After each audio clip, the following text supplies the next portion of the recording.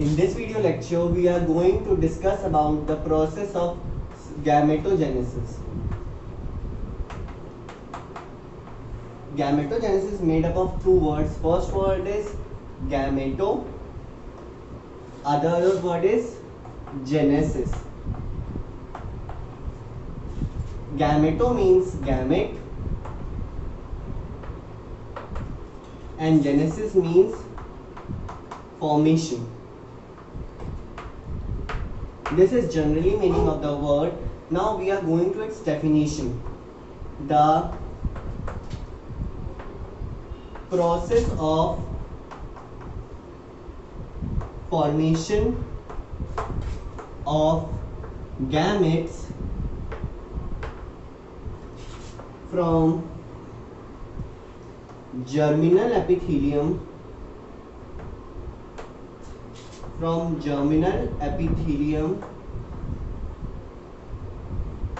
of gonads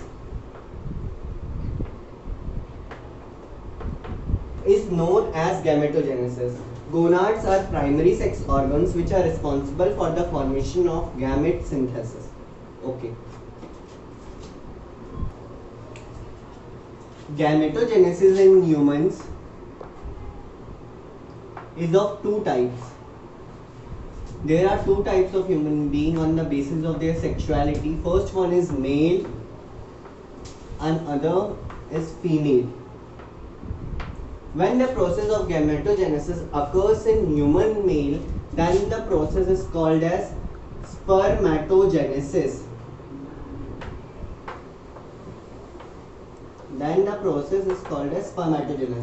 If gametogenesis occur in human female, then this process is called as oogenesis.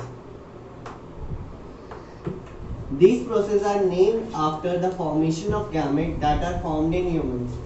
The first one, the gamete that is formed in human male is sperm.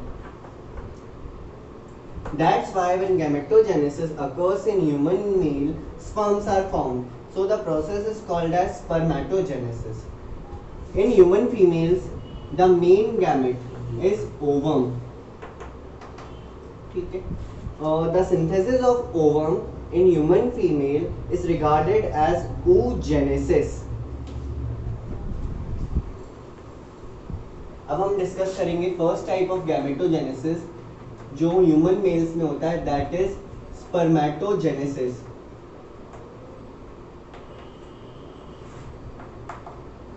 Spermatogenesis वो process होती है जिसमें sperms का formation होता है. Again this term is made up of two words, that is spermato plus genesis. Spermato means sperm और genesis means formation. तो वो प्रोसेस जिसमें स्पर्म्स फॉर्म होते हैं उस प्रोसेस को बोलते हैं स्पर्मेटोजेनेसिस. लेकिन if we are biology student, so we have to know the exact definition of spermatogenesis. Exact definition spermatogenesis ये होती है, the process of formation of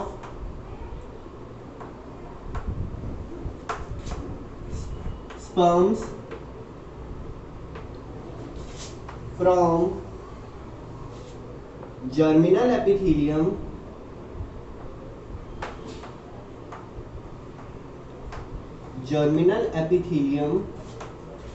of seminiferous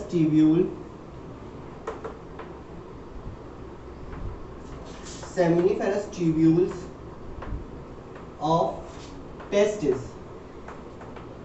normally अगर हम कंसीडर करें तो स्पर्मेटोजेनेसिस वो प्रोसेस है जिसमें स्पर्म्स का फॉर्मेशन होता है. लेकिन एथिकली अगर हम बात करें डेफिनेशन की, तो ये वो प्रोसेस होती है जिसमें स्पर्म्स फॉर्म्ड होते हैं जर्मिनल एपिथेलियम, सेमिनिफेरस ट्यूब्यूल के जर्मिनल एपिथेलियम से जो लोकेट करते हैं इनसाइड टेस्टिस. एक्चुअली स्पर्मेटोजेनेसिस जो प्रोसेस होती है वो दो फेजेस में कंप्लीट होती है. There are mainly two phases in the completion of spermatogenesis. तो इसके जो पहला फेज होता है, उस पहले फेज में स्पर्मेटेड का फॉर्मेशन होता है. Formation of spermatid. पहले फेज में स्पर्मेटेड का फॉर्मेशन होता है स्पर्मेटिड एक स्टेप पहले का ऑर्गेनिज्म होता है स्पर्म का, जो नॉन मोटाइल होता है। फिर सेकेंड फेज जो होता है, उसमें स्पर्मेटिड स्पर्म में कन्वर्ट होता है, और that process is called spermiogenesis. और this process is also called as स्पर्माटीलियोसिस।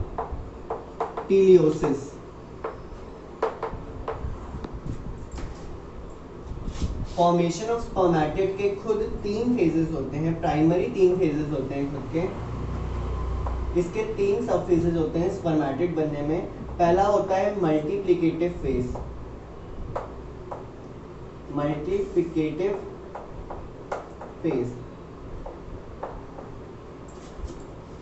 पहला फेज होता है मल्टीप्लिकेटिव फेज। दूसरा फेज होता है ग्रोथ फेज,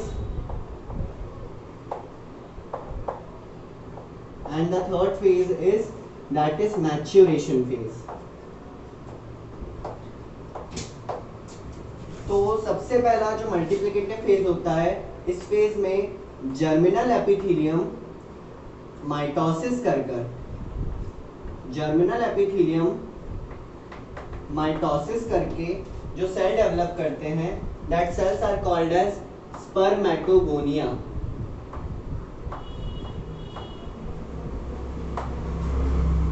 स्पर्मेटोजेनेसिस के 2 मेन फेज होते हैं, पहला स्पर्मेटिड का फॉर्मेशन और दूसरा स्पर्मियोजेनेसिस। फॉर्मेशन ऑफ स्पर्मेटिड के 3 सब फेजेस होते हैं। पहला फेज होता है मल्टीप्लिकेटिव फेज। मल्टीप्लिकेटिव फेज में जो जर्मिनल एपिथेलियम होता है वो माइटोसिस से डिवाइड करके डाइप्लॉइड स्पर्मेटोगोनिया बनाता है। फिर इन स्पर्मेटोगोनिया में से कुछ साइज में एनलार्ज हो जाते हैं, और उनका एनलार्जमेंट जो होता है वो इस फेज में होता है, that is growth phase. Growth phase के बाद तीसरा फेज आता है मैच्योरेशन फेज।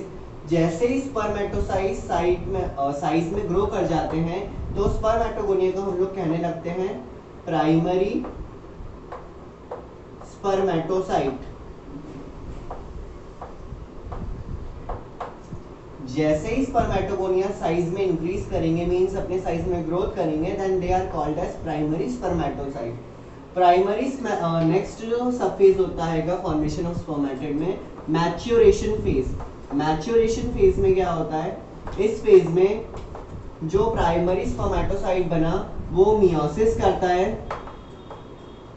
मियोसिस करने पर जितना भी इसका कंटेंट होगा क्रोमोसोमल, वो हाफ हो जाएगा, और वो जिन सेल्स के फॉर्मेशन में रिजल्ट करेगा, that are called as spermatid. ये 3 सब फेज होते हैं पहले फेज के, जो है formation of spermatid.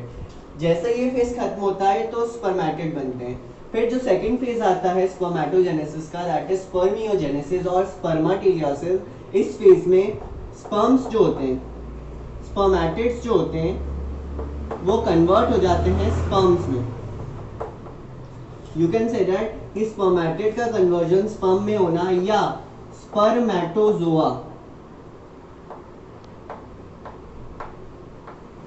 Spermatozoa means a sperm animal like sperm. Spermatozoa का मतलब होता है एनिमल लाइक स्पर्म, ठीक है। ये जो स्पर्मेटिड फॉर्म होता है, ये एक नॉन मोटाइल स्ट्रक्चर होता है, लेकिन फीमेल रिप्रोडक्टिव सिस्टम में एंटर करने के लिए स्ट्रक्चर को मोटाइल होना पड़ेगा।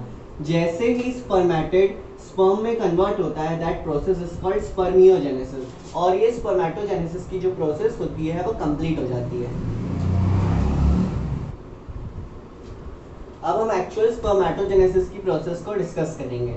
सबसे पहले जो हमें लेयर देखनी है, दैट इज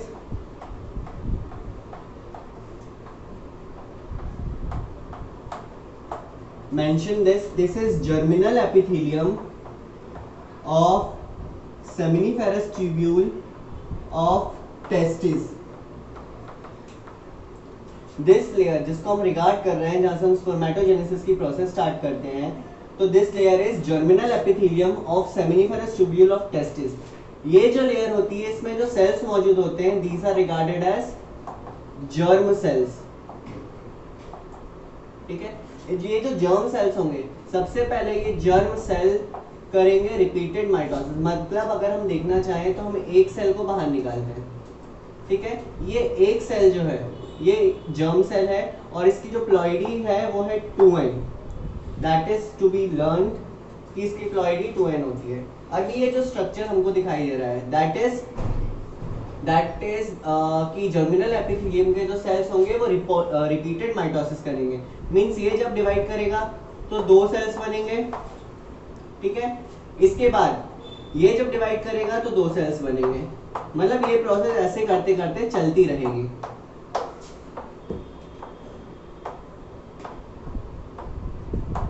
मींस माइटोसिस हो रहा है, यहाँ पर जितने भी सेल्स डिवाइड कर रहे हैं उनके बीच में माइटोसिस हो रहा है। माइटोसिस में क्रोमोसोम का नंबर हमेशा कांस्टेंट रहता है between parent and daughter cells. तो यहाँ पर अगर ये सेल 2n था तो इससे जो सेल बने होंगे ये भी 2n होगा, ये भी 2n होगा, और ये जो 4 सेल बने ये चारों सेल भी 2n होंगे। तो यहाँ पर जब ये रिपीटेड माइटोसिस चलता है तो जो सेल्स इसके कंप्लीशन पर फॉर्म होते हैं that cells are called spermatogonia. इस फेज में कुछ भी चेंज नहीं आया है, माइटोसिस हुआ है, सिर्फ जर्म सेल्स ने माइटोसिस करके अपना नंबर इंक्रीज करा है। जब भी कोई चीज एक से ज्यादा होती है नंबर में that process is called multiplication. तो ये जो है वो पहला सब फेज होता है फॉर्मेशन ऑफ स्पर्मेटिड। अगर इसको देखना चाहें तो इस पूरी प्रोसेस में माइटोसिस होके सिर्फ जर्म सेल्स ने अपना नंबर इंक्रीज करके स्पर्मेटोगोनिया फॉर्म करा है। तो ये फर्स्ट फेज कहलाता है मल्टीप्लिकेटिव फेज। ये मल्टीप्लिकेटिव फेज होता है। यहाँ पर फॉर्मेशन ऑफ स्पर्मेटिड में जो फर्स्ट सब फेज होता है वो कंप्लीट होता है। फिर ये जो है इनमें से अभी यहाँ पर कुछ चीजें याद रखने की चीजें हैं, जैसे इस तरफ जो बने और इस तरफ जो बने, ये जो स्पर्मेटोगोनिया है ये 2 टाइप के होते हैं, type A and the type 1B। अब ऐसा नहीं होता कि जितने भी स्पर्मेटोगोनिया बने हों वो स्पर्म से सिंथेसिस करें। टाइप ए वो स्पर्मेटोगोनिया होते हैं जो रिजर्व हो जाते हैं, वो स्पर्मेटोगोनिया जो रिजर्व हो जाएंगे, और रिजर्व होने के बाद तब तक रिजर्व रहेंगे जब तक फ्यूचर में स्पर्म की कमी नहीं होती। अगर फ्यूचर में स्पर्म बनाने के लिए स्पर्मेटोगोनिया की कमी होगी तो जो रिजर्व्ड वाले हैं वो स्पर्म्स का फॉर्मेशन करने लगेंगे। और टाइप बी स्पर्मेटोगोनिया वो होते हैं जो इस प्रोसेस को आगे कंटिन्यू करके एक्चुअल स्पर्म्स का सिंथेसिस करते हैं।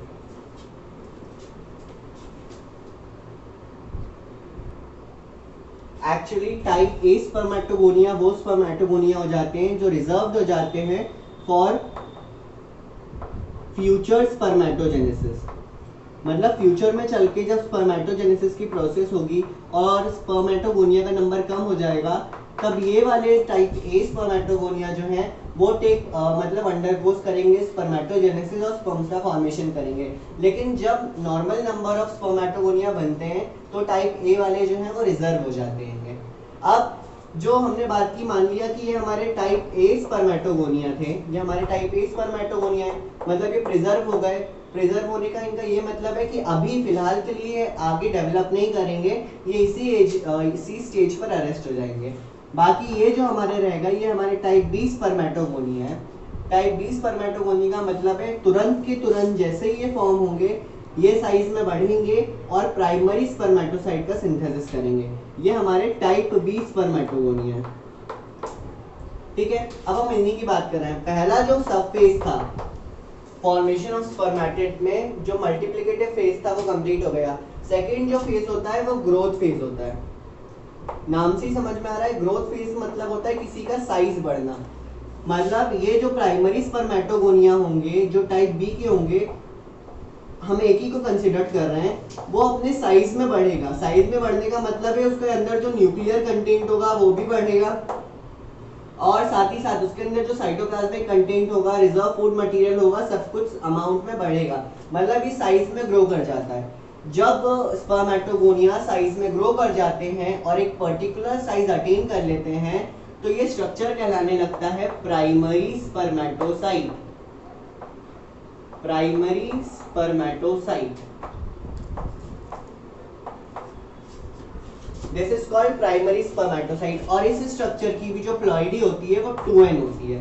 देखिए फर्स्ट फेज जो था फॉर्मेशन ऑफ स्पर्मेटिड में, जो पहला फेज था सब फेज था वो था एम फेज, जिसमें जर्म सेल्स ने डिवाइड करके अपने नंबर इंक्रीज करे, तो उस फेज को बोला गया था मल्टीप्लिकेटिव फेज। दूसरे फेज में जो टाइप बी के स्पर्मेटोगोनिया थे उन वो सभी के सब, एक ही बात नहीं कर रहा हूँ, टाइप बी में जितने भी बने होंगे सबके सब अपने साइज में इंक्रीमेंट करेंगे और ऐसा स्ट्रक्चर बनाएंगे जो एक पर्टिकुलर साइज अटेन कर लेगा।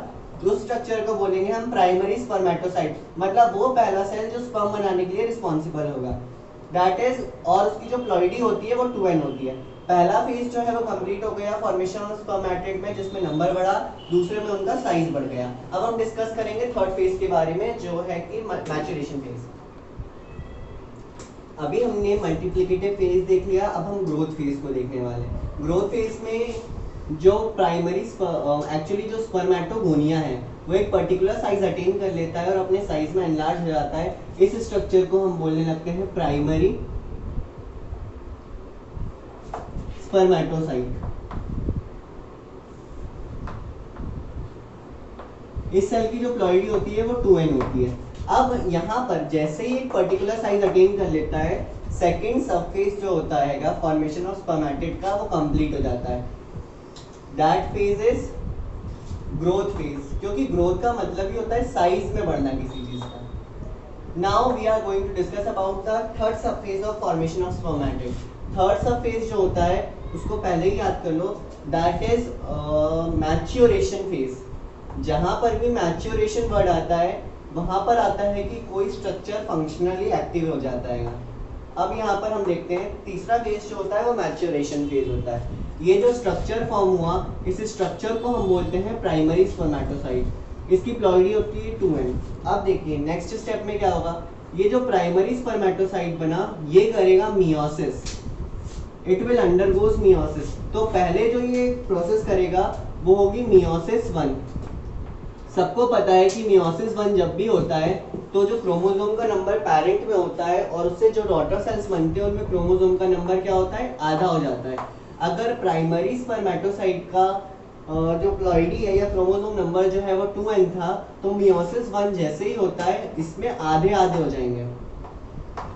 ठीक है, जैसे ही प्राइमरी स्पर्मेटोसाइट में मियोसिस 1 हुआ उससे 2 डॉटर सेल्स फॉर्म होंगे और दोनों डॉटर सेल्स में क्रोमोसोम का नंबर हाफ हो जाएगा।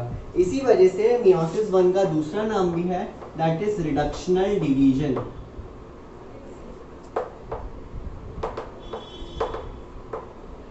ठीक है, अभी मियोसिस कंप्लीट नहीं हुआ है एक्चुअली। अब क्या होगा, जैसे ही ये 2 सेल्स फॉर्म हुए प्राइमरी स्पर्मेटोसाइट से, इन दोनों सेल्स को बोलने लगते हैं secondary spermatocyte. These cells are called secondary spermatocyte और इनकी प्लॉइडी पेरेंट से हाफ हो जाती है। जैसे ही सेकेंडरी स्पर्मेटोसाइट होते हैं ये आगे फर्दर डिवाइड करते हैं, क्योंकि मियोसिस जो होता है वो 2 स्टेप्स में कंप्लीट होता है, मियोसिस 1 एंड मियोसिस 2। तो जैसे ही सेकेंडरी स्पर्मेटोसाइट फॉर्म हुए वैसे ही ये अंडरगो होंगे मियोसिस 2। मियोसिस 2 जो होता है वो बिल्कुल माइटोसिस के इक्वल होता है, मतलब जिस सेल से जो सेल डिवाइड करेगा उससे जो भी सेल्स बनेंगे उनमें क्रोमोसोम का नंबर हाफ हो जाएगा। देखो यहाँ पर जो सेकेंडरी स्पर्मेटोसाइट बने उसमें क्रोमोसोम का नंबर n था। जैसे ही मियोसिस 2 होगा उससे जितने भी सेल्स बनेंगे उनमें क्रोमोसोम का नंबर बराबर हो जाएगा, मतलब जितना पेरेंट में उतना ही डॉटर में भी हो जाएगा। इससे 2 बने और इससे 2 बने। अब यहाँ ध्यान से देखो, एक प्राइमरी स्पर्मेटोसाइट से एट लास्ट जब मियोसिस खत्म होता है, मियोसिस 1 और मियोसिस 2 को कंप्लीट मिला के बोलते हैं मियोसिस। मतलब जैसे ही प्राइमरी स्पर्मेटोसाइट मियोसिस करेगा उससे एग्जैक्ट 4 सेल्स बनेंगे और जो 4 सेल्स बनेंगे इनमें जो क्रोमोसोम का नंबर होगा वो हाफ हो चुका होगा। लेकिन यहाँ पर क्वेश्चन वाली बात ये है कि एक्चुअली कौन सी स्टेप जो है उसमें क्रोमोसोम का नंबर आधा हुआ आएगा। वो स्टेप जिसमें प्राइमरी स्पर्मेटोसाइट मियोसिस 1 करता है और सेकेंडरी स्पर्मेटोसाइट बनाता है, उस स्टेप में एक्चुअली क्रोमोसोम का नंबर आधा हो जाता है। तो जैसे ही सेकेंडरी स्पर्मेटोसाइट मियोसिस 2 कंप्लीट करेंगे, मतलब कि जैसे ही प्राइमरी सेकेंडरी स्पर्मेटोसाइट डिवाइड करेंगे तो 4 सेल्स फॉर्म होंगे और जितना क्रोमोसोम का नंबर सेकेंडरी स्पर्मेटोसाइट था उतना ही 4 सेल्स में होगा। सेकेंडरी स्पर्मेटोसाइट के डिवाइड करने के बाद जो 4 सेल फॉर्म होते हैं, these cells are called spermatid. These cells are called spermatid. और spermatid की जो प्लॉइडी होती है, each spermatid contain half number of chromosomes. अब मेन प्रॉब्लम यहाँ पर क्या आई, ये जो सारे स्ट्रक्चर्स हमको दिखाई दे रहे हैं ये सर्कुलर ओवल शेप के हैं, लेकिन एक्चुअली हमने देखा है स्पर्म्स का जो स्ट्रक्चर होता है वो थोड़ा सा ऊपर से पिरामिडल स्ट्रक्चर होता है और उसकी एक टेल मौजूद होती है, लेकिन ये जो स्ट्रक्चर्स हैं ये तो ऐसे दिखाई दे ही नहीं रहे। स्पर्मेटिड जो होता है आगे एक प्रोसेस अंडरगो करते हैं and that process is called spermiogenesis. ठीक है, स्पर्मियोजेनेसिस की प्रोसेस में क्या होता है, जो ये स्पर्मेटिड होते हैं ये नॉन मोटाइल स्ट्रक्चर से मोटाइल स्पर्म्स में कन्वर्ट हो जाते हैं। जितने भी स्पर्मेटिड फॉर्म हुए होंगे स्पर्मियोजेनेसिस की प्रोसेस के बाद वो मोटाइल स्ट्रक्चर्स में कन्वर्ट हो जाएंगे और वो मोटाइल स्ट्रक्चर्स कहलाने लगते हैं स्पर्म्स। ठीक है, तो conversion of spermatid into sperms is called spermiogenesis. दो टर्म आते हैं, हमको याद रखना है कि अभी हम स्पर्मियोजेनेसिस की बात कर रहे हैं। या तो इसको बोल सकते हैं स्पर्मियोजेनेसिस या इसका दूसरा नाम होता है स्पर्मेटिलियोसिस। ठीक है, तो ये एक्चुअल स्पर्मेटोजेनेसिस की प्रोसेस यहाँ खत्म होती है। यहाँ पर एक चीज याद रखनी है कि स्पर्मेटिड जब स्पर्म्स में कन्वर्ट होते हैं that process is called spermiogenesis और spermateleosis. One thing more you have to remember about this is that कि एक्चुअल जब एक ऑर्गेनिज्म ऐसे दूसरे ऑर्गेनिज्म में कन्वर्ट होता है कि हम देखकर उसको पहचान नहीं सकते कि ये पहले ऐसा दिखता था, तो एक्चुअली ये नॉन मोटाइल स्ट्रक्चर से मोटाइल स्ट्रक्चर बनने में इनका रूप ऐसा परिवर्तित हुआ है कि हमको समझ में नहीं आ रहा कि ये कभी इनसे बने हो सकते हैं। तो ऐसी प्रोसेस जिसमें हम रिकॉग्नाइज नहीं कर सकते कि कोई स्ट्रक्चर किससे बना है, that process is called Metamorphosis. Metamorphosis का मतलब होता है तो एक ही ऑर्गेनिज्म से दूसरे का बनना, उसके रूप में परिवर्तन आकर।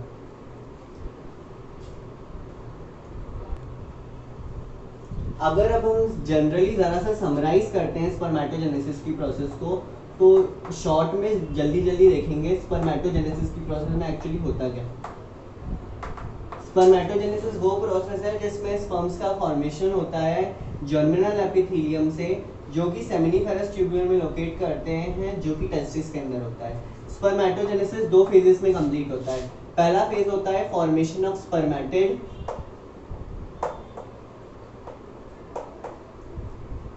और दूसरा फेज होता है स्पर्मेटिड का स्पर्म में बनना, दैट इज कॉल्ड स्पर्मियोजेनेसिस।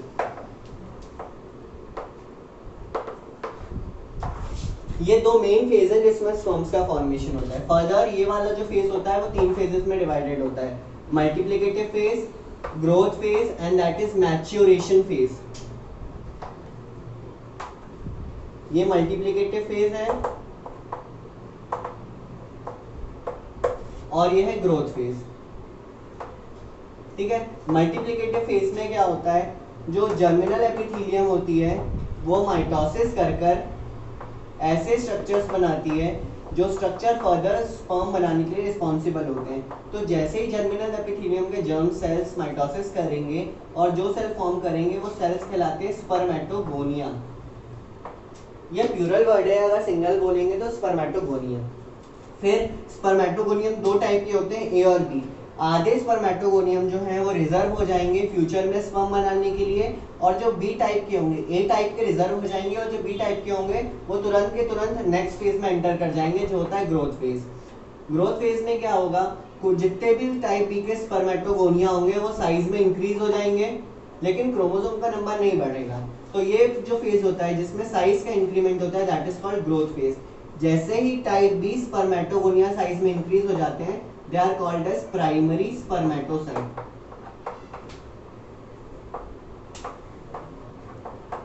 ठीक है, प्राइमरी स्पर्मेटोसाइट बनाएंगे। तीसरा होता है मैच्योरेशन फेज। मैच्योरेशन फेज में क्या होता है, ये जो प्राइमरी स्पर्मेटोसाइट बना ये मियोसिस 1 करेगा। मियोसिस 1 ये जैसे ही करेगा, इससे दो सेल फॉर्म होंगे और उनमें क्रोमोसोम का नंबर जो होगा वो पेरेंट से आधा हो जाएगा। ठीक है, फिर ये जो दो बने वो आगे फर्दर डिवाइड करेंगे तो 4 सेल्स बनेंगे, और ये जो प्रोसेस होगी वो होगी मियोसिस सेकेंड। मियोसिस सेकेंड जैसे ही कंप्लीट होगी 4 सेल कंप्लीट हो जाएंगे। जैसे ही प्राइमरी स्पर्मेटोसाइट मियोसिस 1 करता है तो जो 2 सेल्स फॉर्म होते हैं वो कहलाते हैं सेकेंडरी स्पर्मेटोसाइट।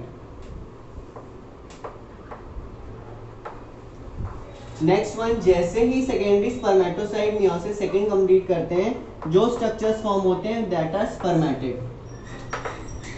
ये जो स्पर्मेटिड होते हैं ये मियोसिस सेकेंड से बनते हैं। जैसे ही किसी सेल में मियोसिस सेकेंड होता है तो पेरेंट और डॉटर सेल्स में क्रोमोसोम का नंबर हमेशा इक्वल रहता है, मतलब ये एन तो ये भी एन, ये भी एन और ये भी एन, ठीक है। तो ये हो गया मैच्योरेशन फेज। मैच्योरेशन फेज में जो लास्ट सेल्स फॉर्म होते हैं स्पर्मेटिड। स्पर्मेटिड जो होते हैं वो नॉन मोटाइल स्ट्रक्चर्स होते हैं, लेकिन स्पर्म एक मोटाइल स्ट्रक्चर है। तो स्पर्मेटिड के शेप में चेंज आता है, स्पर्मेटिड का शेप चेंज होता है और वो एक नॉन मोटाइल स्ट्रक्चर से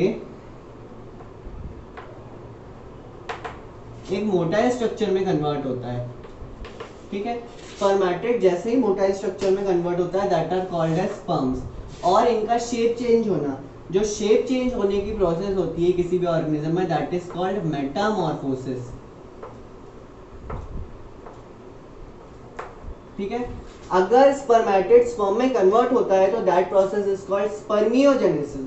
मगर अगर किसी ऑर्गेनिज्म एक बॉडी फॉर्म से दूसरे बॉडी फॉर्म में कन्वर्ट होता है तो दैट इज कॉल्ड मेटामॉर्फोसिस। अब हम कुछ फैक्ट्स के बारे में बात करेंगे, जो फैक्ट्स है स्पर्मेटोजेनेसिस के बारे में।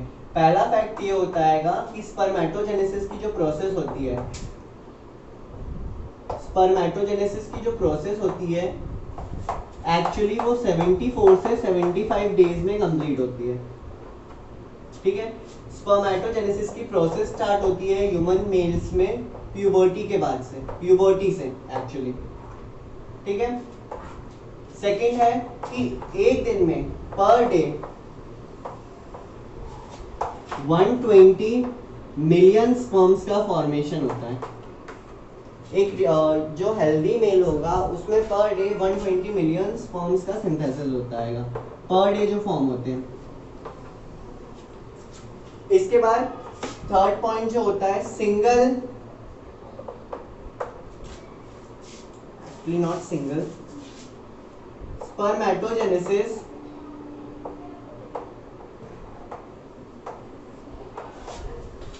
occurs from puberty